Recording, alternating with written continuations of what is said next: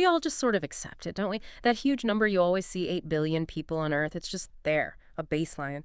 But what if that number isn't just a bit off, but actually like a total fabrication? Today, we're doing a deep dive into a source that makes exactly that claim. It's pretty wild. It really is. We're going to step into well, a very unconventional view of who's actually here on the planet. Our job today is just to unpack what this source claims, the details they give. And, it's important we're exploring their ideas, not saying they're right or wrong, just understanding their perspective. Okay, so this source, it jumps right in. It says, and I'm quoting here, "The truth about the world population is one of the most carefully guarded, deeply lied about mechanisms of the illusion maintenance in the system." It calls the 8 billion figure artificial. Artificial, yeah. And supposedly fed through census manipulation, AI-padded statistics, and media-induced perception loops. The why behind it, according to them, to make you feel insignificant, outnumbered, powerless, lost in the crowd. That's the claim. Wow. Okay, so if 8 billion is fake, what's the actual count they're proposing? Right, so they break it down. First, there are the souled incarnated beings. They also call them the reals. These are the ones with souls, apparently. And the number. They say fewer than 400 million, maybe even like 250 to 300 million currently active. Wait, 300 million?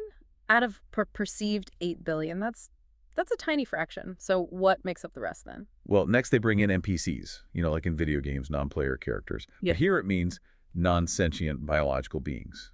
They describe them as mass-produced, looped individuals, not eternal. Their purpose: to create noise, to fill roles, to hold narrative structures together. Hold narrative structures. Okay. And how many of these NPCs are there supposed to be? The source suggests 1 to 2 billion, and it gets pretty personal. They say you might know tons of them, maybe even sleep next to one, or they could be your children or best friends. That's unsettling. Okay, so we have maybe 300 million reals, maybe 2 billion NPCs. That still leaves billions unaccounted for from the standard figure. Exactly. And that's where the next categories come in. They claim billions more are just projections, doubles, and AI avatars. Basically, full simulation background characters that don't even exist in form.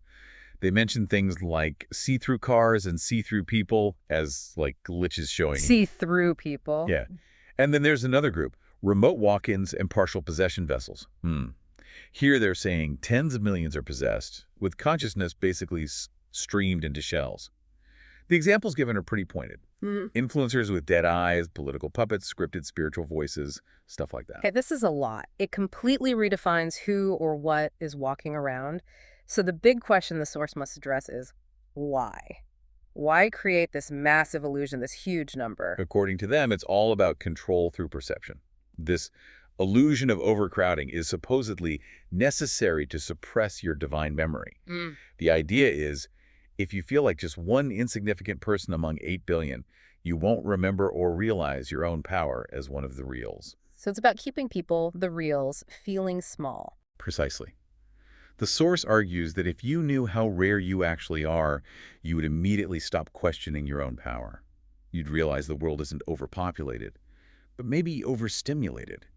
And crucially, you wouldn't feel the need to awaken the masses because, in their view, most of them are not real. Right. So don't waste your energy trying to wake up NPCs or projections. That seems to be the implication, yes. Which leads to their call to action. And what is that? It's pretty direct. Yeah. Be real, find the reals, help us wake people up. It's an invitation to focus inward, connect with other reals, and engage with this version of reality.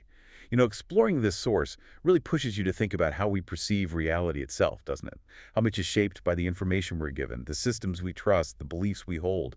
It's quite profound. It absolutely is. And really, whether you find these specific claims plausible or, completely out there, the exercise itself is interesting, makes you wonder, doesn't it? What does this deep dive prompt you to consider about perception itself? How easily can our understanding of the world, and maybe even the people in it, be shaped or fundamentally challenged? Something to think about.